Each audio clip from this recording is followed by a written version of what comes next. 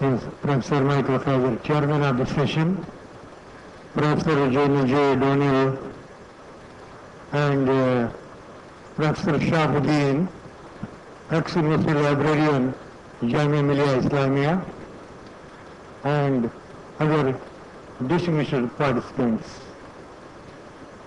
Yes, my paper is about the future of print publications, and I was already directed by the chair of the session that I have to be brief. I have these two lines are based on my personal experience I have put in the library profession. For so many years we have been talking about that there is a threat to the print publication, there is a threat to the library professionals, and I feel personally that these are the only techno fears. For the last 25 years I have been listening, yes, be cautious, libraries, no, we should not be worried about these threats, and the revolution of the computerization, it is not only the libraries in a field, there are so many fields, I can say in every field, whether it is banking, it is railway, it is business, there is an impact of the computerization. If they are not afraid of, if they don't have any threat, why would the library professionals are having the threats of? These are the only technical fears, and I would like to say that format, whichever word is to survive forever. We may shift from one mode to another, but books have a value which will remain there. The buzzword in the bibliographic world these days is the electronic book and digital library. Yes. The advancement in digital technology and electronics has set many professionals and consumers thinking about the future of the book and libraries. Let me say that influence of electronic and digital technology may lead to less paper society, but both books and electronic documents are going to stay side by side, and each has a different role to play in information communication.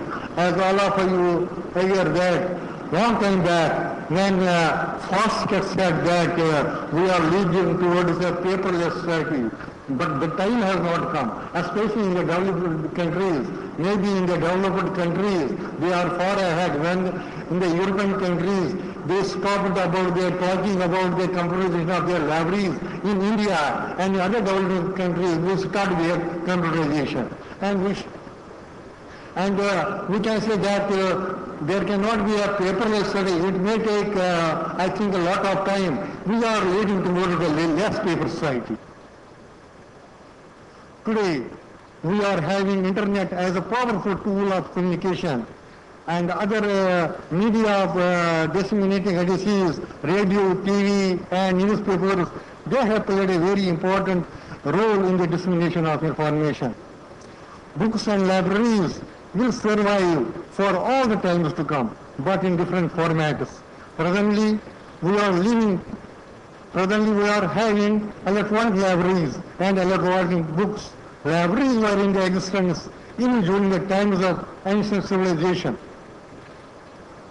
The meaning of word library has changed considerably in recent times.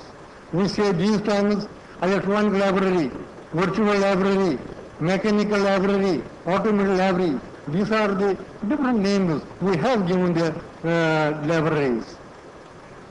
So far, this word has been used for organized collection of books for consenting and reading purposes. Now it can be described as an organized collection of books, documents, and non-book materials, namely microfilms, floppies, video cassettes, CDs, and so many other gadgets. God has given us a power of thinking. The records of thinking were preserved by one generation for the other and thus passed on to posterity. What we have today is undoubtedly the result of thousands of years of thinking, experimentation, and rethinking. There were darker times too, as many civilizations got devastated prematurely. But despite all the setbacks, the human race continued to grow and multiply the available knowledge. We usually term the current rate of knowledge growth as information revolution and consider it a contemporary phenomenon. But its roots are there in the history. The information revolution did not start it in 21st century. We are passing through. It began when the hunter painted pictures of animals on the walls of his cave. It took a step forward when speech was invented, and further when early societies carved symbols first on stone, then on pottery, papyrus, palm leaf, burnished bark, clothes, and paper to record individual impressions. There have been evolutionary developments. We can say from papyrus to email, but from step to step development took place. The earlier ones had a durability, but certainly they were lacking of portability. This was achieved with the invention of paper. Even after the invention of paper, we now use electronic media, which contributed in the reduction of size of documents and made mass transfer information possible.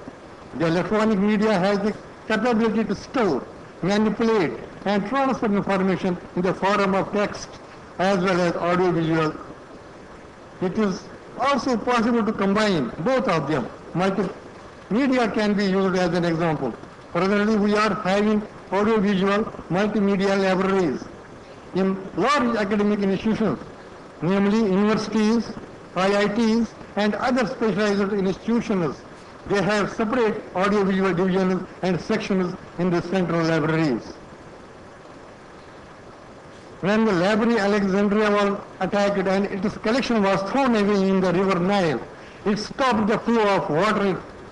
In India, the University of Nalanda had an 8-story library building. Does it mean that 2,000 centuries ago, the quantum of the knowledge available was so large?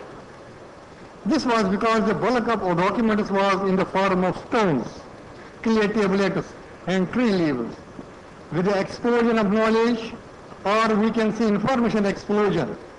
I remember the word, and we are presently talking about the information explosion and knowledge explosion, but certainly if we will see that we are also passing through the information drought, there are certain areas where there is a scarcity of information, where there is a scarcity of the knowledge also.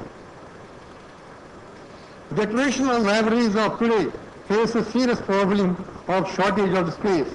I have to keep the honor of the chair because he has given me a signal about the timings, and I have to honor, and only within seconds I may conclude my paper, and the title change which should not be for about the revolution of the electronic gadgets. Print as well as electronic media, they will sit side by side. We should not be afraid of the electronic media, but we have to also take care of the print media.